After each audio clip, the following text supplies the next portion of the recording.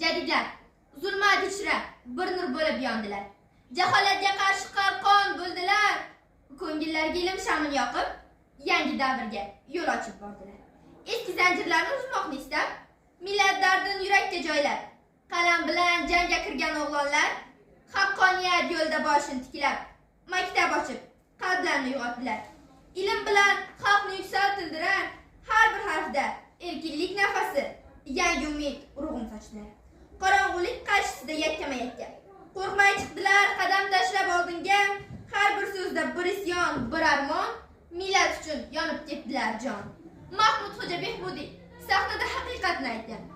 Abdulla Avloniy ilm bilan yo'lni yoritgan, munavvar qori maktablar ochgan fidoyi, ularning ismi tarixda qolgan doimiy.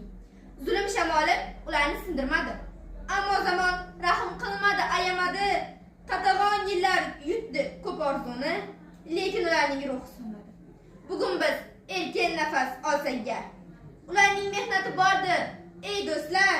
Jadidlar uyg'onishining yorqin nuri millat qalbida abadiy yashar.